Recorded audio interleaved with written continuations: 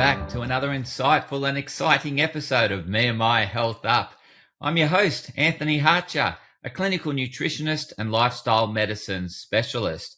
The purpose of this podcast is to enhance and enlighten your well-being. And today you have me doing that just for you. And we're talking about immune health. The reason why I'm talking about immune health in the Southern Hemisphere, we have winter. It's a bit colder. And there's certainly a lot more viruses floating around amongst people. And so I wanted to share some tips on how you can keep your immune system robust, optimized, so that you can avoid those nasties. So for those in the Northern Hemisphere, the listeners up there, thank you for tuning in. And yes, this is equally applicable to you because we want a robust immune system all year round. So how do we look after our immune system? Let's talk about what we need to do. So our immune system is most active at nighttime. So we have our white blood cells taking over. And yes, the white blood cells, they don't like radiation. So they don't go around as much during the day when we are exposed to, the radiation from the sun and all the oxidative stress from being active. So our immune cells like coming out at night and doing their work at night. So it's really important that we get a good night's sleep. A good night's sleep enables the immune system to do its job effectively. So how do we go about getting that good night's sleep? Well, it all starts with consistency, a consistent to bedtime and a consistent to wake time.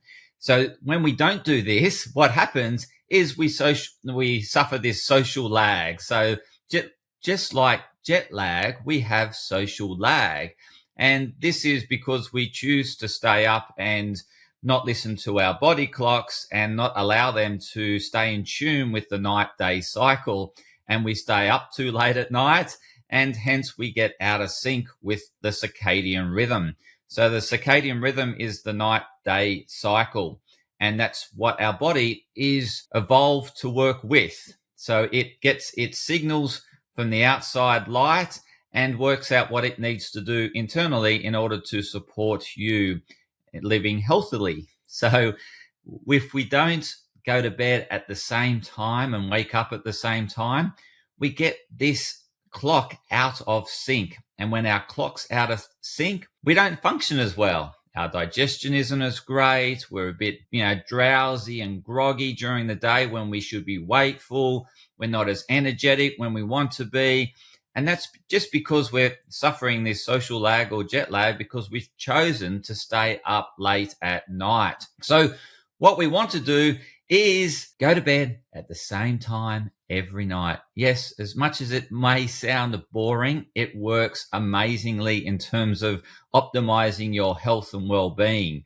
I've been doing this for a long time now, and I've realized how important it is, and I generally stick to it like a pig in mud. So I'm very much attached to getting to bed at roughly around the same time. So within an hour window. So I'm somewhere between 8:30 and 9:30. I'm in bed consistently.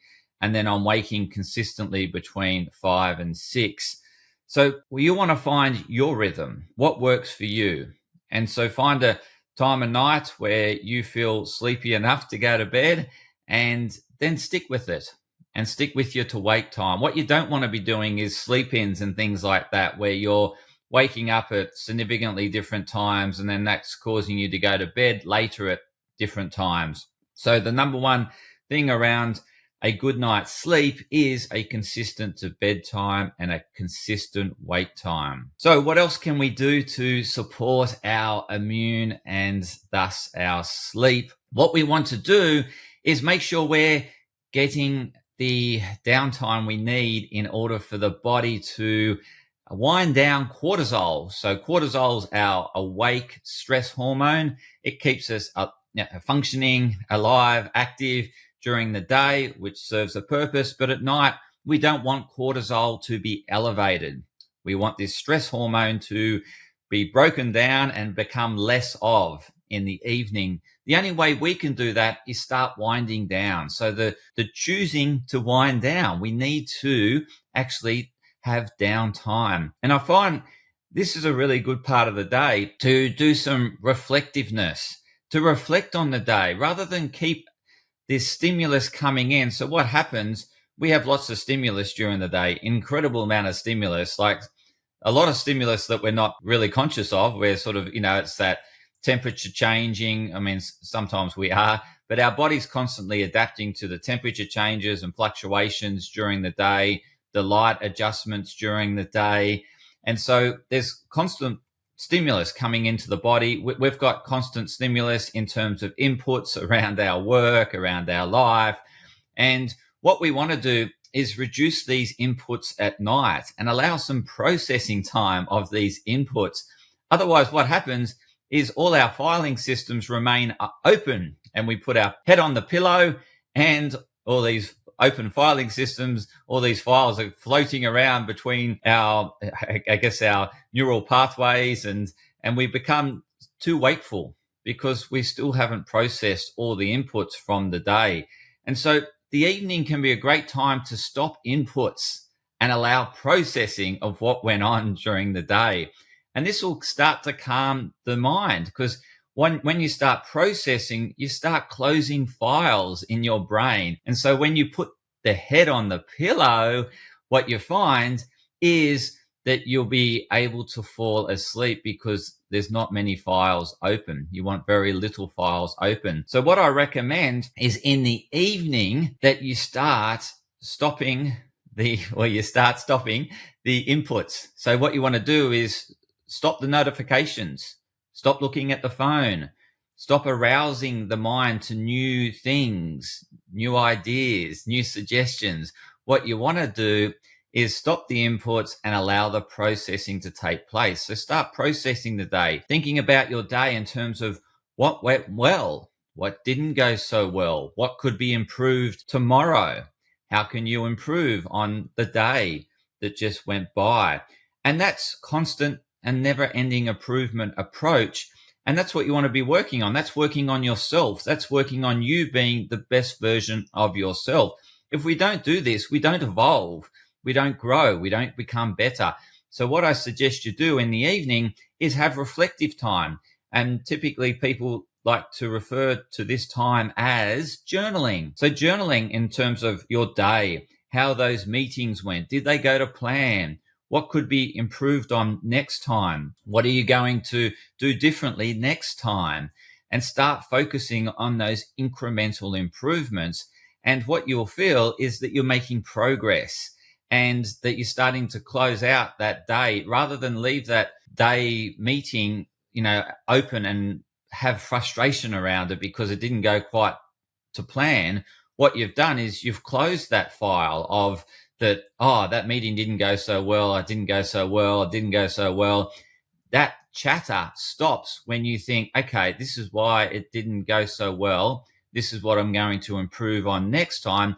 The file closes of that bad meeting. So that bad meeting, that file is now closed. And you just focus on what you're going to do differently next time. And that meeting or meetings will come up again in the future. And you're better ready, prepared for what you're going to do next time. Maybe it was preparing a more decisive agenda or have key outcomes that you wanted to get out of the meeting. And so what you want to do is start processing the day, stop the inputs. So stop the notifications, turn off notifications, allow some reflective time. And reflective time is growth time. It is where you're working on yourself and allowing yourself to grow. And we don't do this enough these days. Too much inputs. We just don't have enough time for processing and allowing the learnings and the development from what transpired in the day. How can we improve next time if we're not reflecting on what we've just done? And if you think about high-performing people, they're constantly finessing what they're doing. And the only way you can finesse what you're doing is having that reflection time on how you can improve and do things better next time. So it's really important in the evening that you allow this reflection time, do some time for journaling, allow the files to shut and close and stop the stimulus. Really important. The other thing you want to be doing in conjunction with that is changing the light. Allow the natural light to take over your household. So the natural light in the evening is getting darker. And you don't want the insides to then reflect daylight, because when the insides of your house reflect daylight and outside is nighttime, the body starts to get confused because the temperature's changing. The body's thinking, well, it's getting cooler. Shouldn't the light be less because the sun is going down? And so this sends confusion to the body. And the body, if it sees daylight or sees light when it's dark outside, then it continues to do daytime things, which is producing the wakefulness hormone histamines or the neurotransmitters, such as or it could be the cortisol. And so it starts producing these wakefulness things, histamines, cortisols, and it keeps you awake. It keeps you alert. But your body should be winding down. It should be allowing the immune system to take over in the evening. And if we're not allowing that to happen, then we're not cleaning out the bugs or the viruses that we've taken in that day. We're allowing them to duplicate, to replicate, and to take over our system. We don't want that. The only way we can stay on top of these viruses and bacteria is that we allow our immune system to kick into gear, and that immune system will kick into gear upon darkness. It gets very active, these white blood cells. We want active white blood cells. We don't want to suppress their activation by allowing our retina to see light. So we want our eyes to see darkness. Upon darkness, then the body starts to do what it does in the dark, which is it starts to produce melatonin. So melatonin is going around to all the organs and the cells within the organs and telling the cells within the organs to start doing nighttime things, to start activating the immune system, to start repair and rejuvenation of organs and intestinal linings, and helping that stomach repair and then be robust for the next day. Because if we're not doing this repair work, what happens is we're taking a broken body into the next day, and that broken body is more susceptible to viruses and bacteria. You've probably heard of leaky gut. Leaky gut is a typical sign that you aren't doing repair work. Your body hasn't had time to replace those damaged cells from whatever damage you did to them. So what we want to do is allow that repair to happen, and we do that repair at nighttime. So certainly allow this downtime, this relaxful time to do the repair work. And that starts by seeing darkness. So what you want to do is allow the lights in your house to go down with the sun. And how we can do that? Well, there's a few ways in which we can do about it. Is have minimal lighting, just enough to get by, to see get around the house, but also use lights that aren't so bright, such as the incandescent light bulb is a great thing to get back to. Yes, it is much better for our health because it's a much broader spectrum light.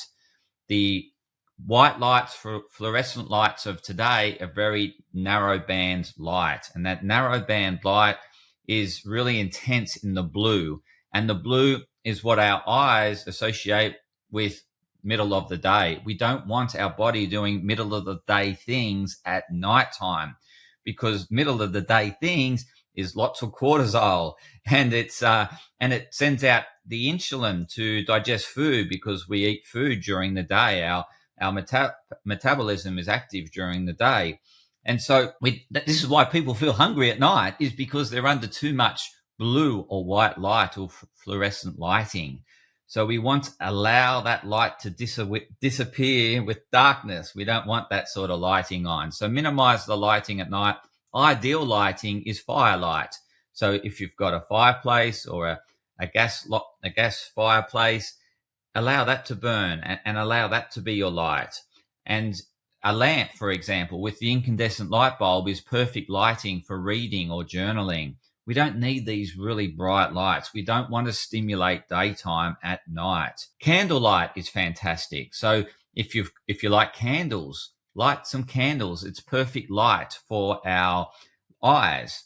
And light that is lower than the horizontal. We don't want Light above the horizontal is signaling to our retina that it's middle of the day because the sun's above us, right? In the evening, it drops below the horizontal, right? So we want the light coming up below the horizontal, which is great to have those sort of candles around, or the fire burning, which is below. So these are some great tips to really help you have a great restorative night's sleep. It all is in the preparation, just like a successful meeting during the day is about the preparation going into that meeting. It's about the preparation. We need to prepare ourselves for a good night's sleep. In the evening, we don't want to eat too much. Ideally, not much at all. A very light meal in the evening. If we have a heavy meal in the evening, it stimulates the heart to get the blood around the digestive system to digest the meal. And so the heart rate is increased. With an elevated heart rate, it takes longer to get to sleep and get into deep restorative sleep, because we want the heart to be at a low resting heart rate to allow the repair work. We want the heart to have some recovery time because it's very active during the day. So we want that heart rate to drop in the evening. To get the heart rate to drop in the evening, we need to have less work for our body to do, and that is less digestion. So we want to have a light meal. Also, we want to feel a temperature drop. We certainly don't want a hot household. A hot household will increase heart rate. So because the heart rate increases in order to get the blood out to the peripherals to allow the body to cool down. We want a drop in core body temperature, and we can't do that if we're in a hot environment. So we certainly want a cooler environment at night to allow the heart rate to drop. We also want less work for the body to do, and that's eating less at night. So a light meal at night is really helpful. We don't want any stimulus in the afternoon, evening, and that's cutting caffeine. So you really want to cut down on any caffeine intake, get it to zero or close to zero. Caffeine has a long half-life, and the long half-life means it takes a long time for the caffeine to get down to half the concentration. And that half-life, 6 to 8 hours. So if you have, say, for example, 100 milligrams of caffeine, which is typically what's in coffee, it takes 6 to 8 hours for that 100 milligrams to break down to 50 milligrams in the body. Okay. And so it's a really long half-life to get the caffeine out of the system. So we want to not get too much in, otherwise we overwhelm the body and there's too much for the body to process, and therefore we have active caffeine. Whilst we have active caffeine in our body, it takes us longer to fall asleep because the sleep pressure is less. So what caffeine does is essentially replace the adenosine. The adenosine binds to cells, and the more adenosine binding to cells, the more sleep pressure we have. What caffeine does is break that bind, and it doesn't allow it. It blocks the ability for adenosine to bind to the cell. And so that keeps us awake, right? And this is why we crash, because the adenosine builds up, and then once the caffeine starts to break down, all the adenosine binds to the cell, and then we feel tired. And so this is why we want to do things in moderation, because if we do the extremes, we have these peaks and troughs. We don't want to have these peaks and troughs. We want to have steady level energy. So that's really good prep in terms of what I shared in terms of how to get a good night's sleep. There's a fair bit there. There's 20 minutes worth of what you can do at night in terms of how to prepare yourself for a good night's sleep. So in summary, what we want to do is reduce stimulus, right? Really reduce stimulus, allow time for processing things, closing files, putting closure to things, putting down the things that you didn't get done that day so that they're on paper for tomorrow. You're not needing to remember them. You don't want to allow anything for memory. Anything for memory, put it on paper, because you want to close the files. So what we also want to do is allow the eyes to see more darkness at night. And that will allow the body to start doing nighttime things, which is to start producing melatonin, to start telling each of the cells and the organs to start doing nighttime things, start shutting down, start doing less. We want to do that. I also mentioned the importance of not eating too much at night. You don't want too much work on the body. That will elevate the heart rate. The other thing that will elevate the heart rate is a hot room. So you want to allow the room to be just around that 18 degrees, sort of anywhere between 16 and 20, depending on your body type. So again, I need a much cooler room, probably less than 18. Some people my wife certainly needs a temperature that's greater than 18. So again, this is where the pushing off the doona or the duvet, and you're pushing it around and fighting over it and all that sort of stuff. So the other thing I mentioned was consistency. So find the ideal bedtime and stick with it. And the ideal wake time, stick with it 7 days a week, and you won't suffer the social lag or that thing that's equivalent to jet lag, right? But you're not really jet lagged. So you don't want that experience. And this will enable a immune system that performs, that works well at night, because at night, that's when the immune system's most active. That's when it's going around in its surveillance mode and terminating those viruses and bacteria that are in too much or too greater numbers. If we don't do this surveillance work, the viruses and bacteria take over. So that's it for sleep. I won't talk anything more about sleep. The other one I didn't touch on was alcohol. Reducing alcohol consumption at night is really beneficial for a good, deep, restorative night's sleep. Yes, alcohol will help you fall asleep, but it won't help keep you asleep, and it will generally keep you awake because you're processing the alcohol. The body's got to do work. The heart rate is elevated. So we don't want that with alcohol consumption. We want to minimize alcohol consumption at night. Now, in terms of what we want to do to minimize the ability for viruses and bacteria to get into our system, we certainly want that good intestinal lining, and that is through a good night's sleep. We also want to reduce carbohydrate consumption because carbohydrates contain deuterium. And I've mentioned this on previous episodes, so you can go back and tune into the episodes where I discuss deuterium.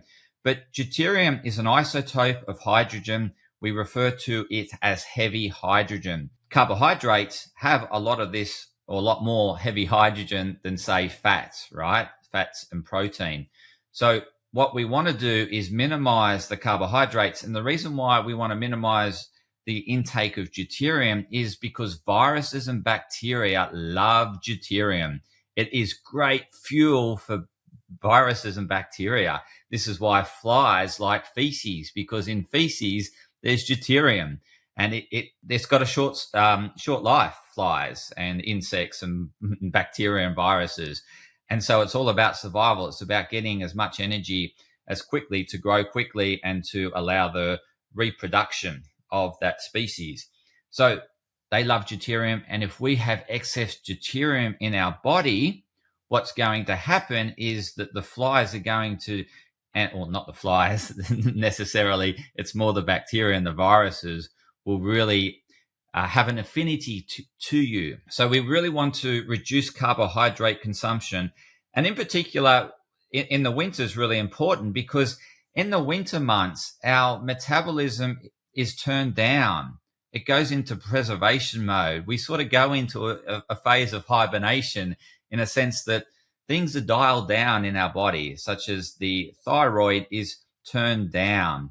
So we are less active, and we should embrace that less activeness of winter.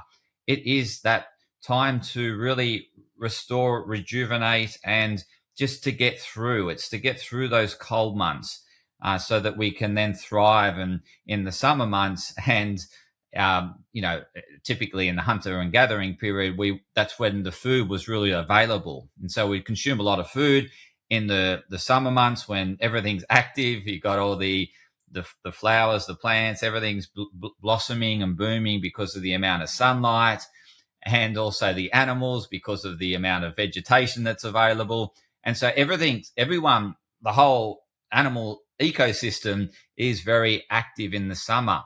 And it's then to put on the weight to get through the winter months. And so we have this natural evolution that our metabolism's very active and we're very hungry in the summer months, but then in the winter months, we are less active and less hungry.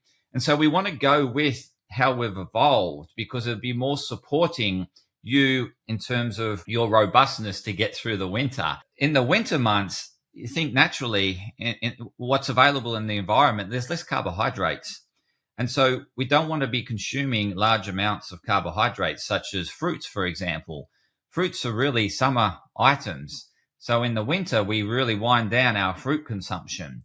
That's less carbohydrates. What we want to embrace is more the richer, such as the more fattier and the more protein and the more nutrient dense foods. So the winter months are your typical stews, your slow cooked meals, your curries. And so they're quite full in terms of full of nourishment, lots of fats and proteins, very satisfying. So we embrace them. We eat less. So we have like typically sort of one meal, one, maybe 2 meals. We don't need 3 meals in winter. We're less active.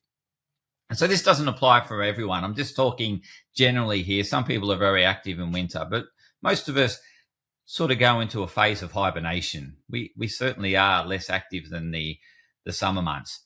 And so if we're consuming more fats and more proteins, we're intaking less deuterium. And so therefore we're less attractive to viruses and bacteria. So they're less likely to find a way into our body, because if you're less attractive, then they're going to go to someone more attractive that has higher concentrations of deuterium. So how do we keep this deuterium low so that we can stay healthy throughout the winter months? One thing is doing saunas during the winter, so sweating, forcing that sweat during the winter months, so we sweat out deuterium. Making sure your bowels are moving, so you're moving your bowels regularly. That's another way in which we flush out deuterium. Making sure you're breathing, so doing breathing exercise, another way in which we get out deuterium. And then also embracing the cold. So yes, there's a bit of a wives' tale, or not a wives' tale necessarily, but a myth around that if you're cold, you'll catch a cold. That's a myth, because at the end of the day, if you're doing everything I'm sharing today, you're not going to catch a cold. You're actually going to reduce your likelihood of catching a cold. It's only when your immune system's run down and that then you get further shock through being cold is you're more susceptible, because your body's just not robust enough. But if you do everything I said around sleep, you've got a really active immune system at night, you're doing the repair work at night, then you're invincible the next day. You're really robust the next day. If you're eating less carbohydrates, there's not many avenues and you're not very attractive to viruses and bacteria. Whereas if you're not doing what I'm saying, and then you have a bad night's sleep, and then you get cold, and then your body's struggling to find the energy to warm you up and keep the immune system intact, then you're more susceptible, right? So the other thing is, when we have a bad night's sleep, we're more susceptible to wanting to have foods that are rich in carbohydrates, right? So that they're more attractive, the sweets and things like that. So if we have a good night's sleep, we're less tempted by the carbohydrates, the sugars. So that's another thing that really helps, is it goes hand in hand. A good night's sleep means that you'll eat better the next day. You'll be more active the next day because you'll have more energy because you had a good night's sleep. So all these things are helping minimize deuterium and keep your immune system robust. They all go hand in hand. So in terms of, I guess, closing out the deuterium picture, yes, we can encourage secretion through exercise, through hot exposure, which is saunas in the winter, and allowing yourself to have an active digestive system in terms of moving the bowels regularly. Make sure you're breathing, getting deep diaphragmatical expansion breath, and therefore you're breathing out deuterium. And so these will be ways in which you can minimize deuterium. Also, the intake, you want to minimize carbohydrates, and that's really important. The other thing is cold exposure is important too. And so having an element of it's deliberate cold exposure. So it's not excessive cold exposure. It's just being in control of the amount of cold exposure you have. So you want to get to a point where you've got goosebumps and you've got a little shiver, and hold that for a period of time and then get warm again. Do that regularly, and that's allowing the mitochondria, the I guess the powerhouses of the cells, to really get fine-tuned in terms of their energy production. It gets them working well. It activates your brown fat, that metabolically active fat. The more metabolically active fat, the more you're protected from the cold, and the more you're protected from gaining white fat, which is the fat you don't want. Okay, so really good to have deliberate cold exposure. It's a lot easier in winter. Just wear less layers for a period of time, then put the layers back on. But having constant sort of feeling the cold, you don't want to insulate yourself from the cold, because when we have total insulation from the cold, we're not allowing this natural experience with the temperature cycling from the outside. So when we have, I guess, excessive amount of clothings, the body's not seeing that environmental change in temperature. It's not experiencing that. It's just got this constant temperature. Whereas if we're allowing us to get exposed to the outside temperature in a controlled manner, then the body's sensing that, it must be middle of the day because I'm feeling a bit warmer, but then in the evening I'm feeling a bit colder. And that is good temperature exposure, because it's telling the body that, hey, the sun's going down, let's start doing nighttime things. But whereas if we start to control the environment, we don't get that signaling from the environment. And we have evolved with the environment. We have these mechanisms to help us, like such as the manufacturing of brown fat, to help us protect us from the cold. If we don't have this cold exposure, we don't produce this metabolically active fat, which is the brown fat, which protects us. It's like provides thermal insulation from the cold. And the more a cold exposure you have, the more metabolically active fat you have to protect you from the cold. And it's the good fat, so-called good fat, because it's metabolically active and it's there to insulate you from cold exposure or to keep warmth within your body. So we want to keep that brown fat in healthy amounts throughout our body. And the great thing is, in producing brown fat, we use up white fat.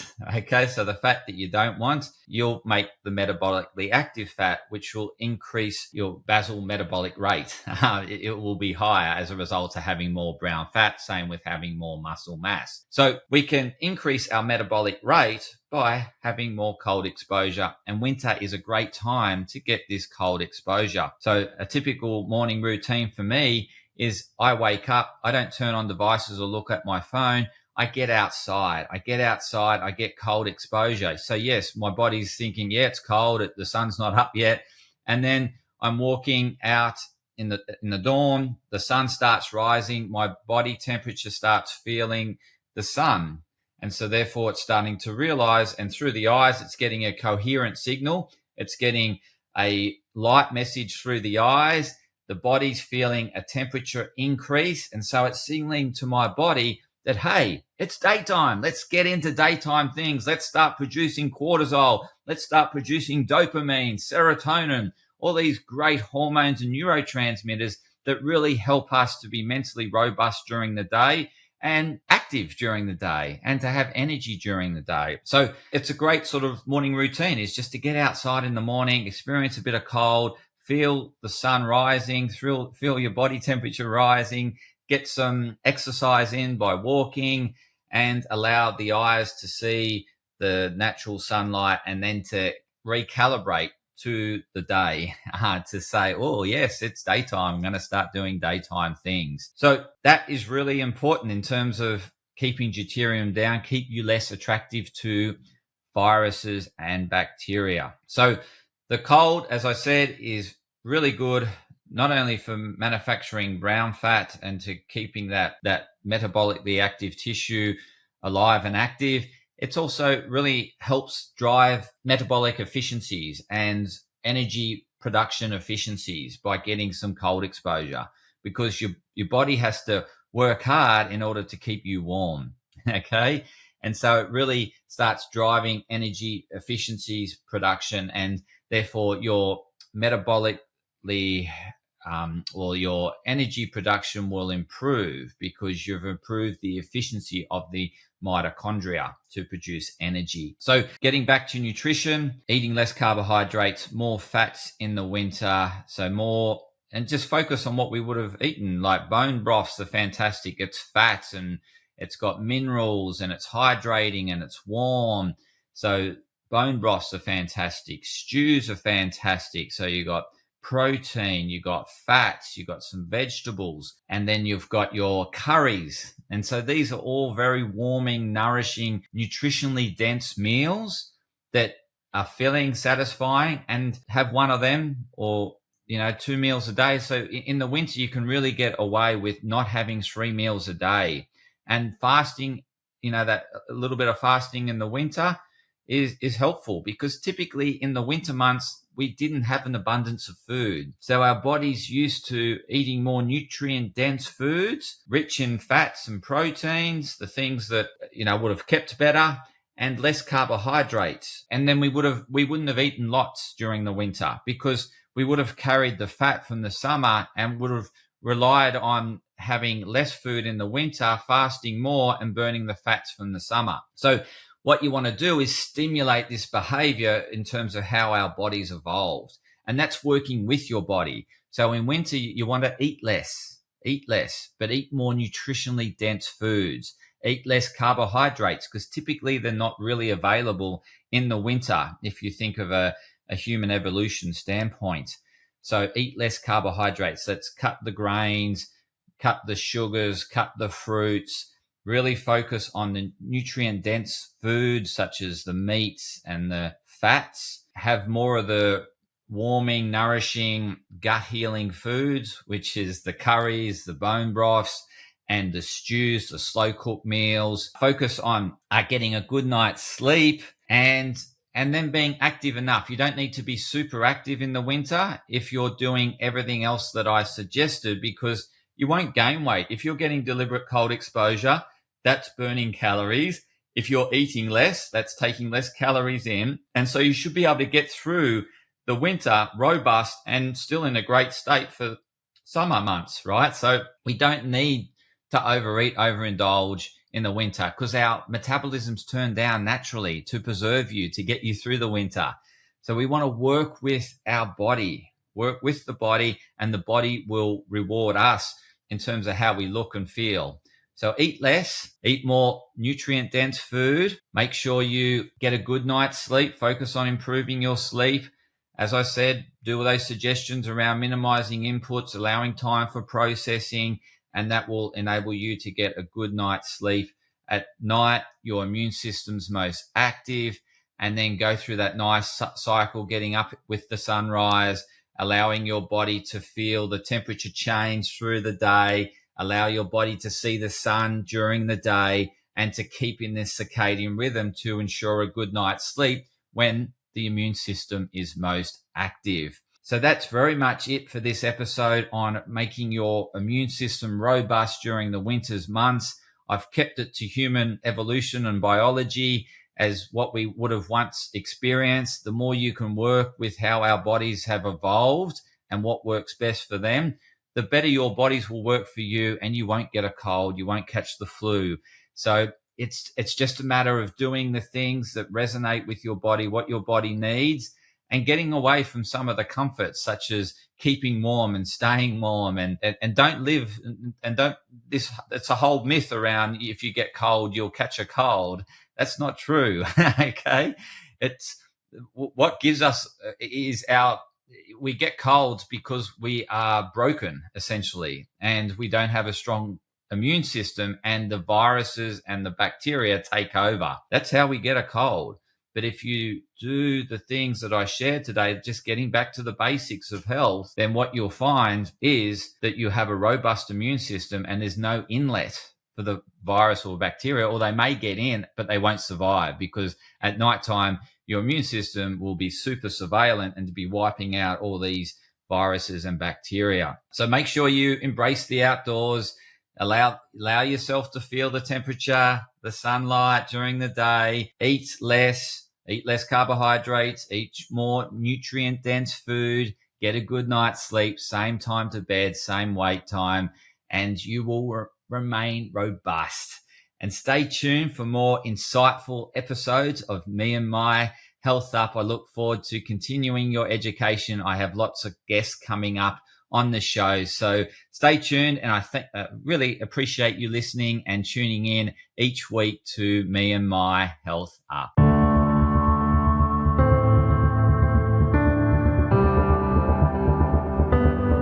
Podcast disclaimer. This podcast and any information, advice, opinions or statements within it do not constitute medical, healthcare or professional advice and are provided for general information purposes only. All care is taken in the preparation of the information in this podcast.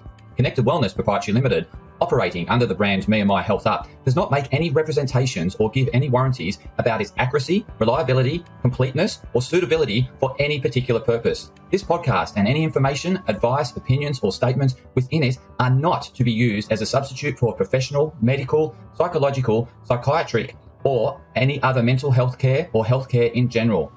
Me and My Health Up recommends you seek the advice of a doctor or qualified health provider with any questions you may have regarding a medical condition. Inform your doctor of any changes that you may to your lifestyle and discuss these with your doctor. Do not disregard medical advice or delay visiting a medical professional because of something you hear in this podcast. This podcast has been carefully prepared on the basis of current information.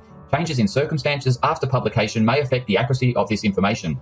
To the maximum extent permitted by the law, Me and My Health Up disclaims any such representations or warranties to the completeness, accuracy, merchantability, or fitness for purpose of this podcast and will not be liable for any expenses, losses, damages incurred, indirect or consequential damages or costs that may be incurred as a result of the information being inaccurate or incomplete in any way and for any reason. No part of this podcast can be reproduced, redistributed, published, copied, or duplicated in a form without prior permission of Me and My Health Up.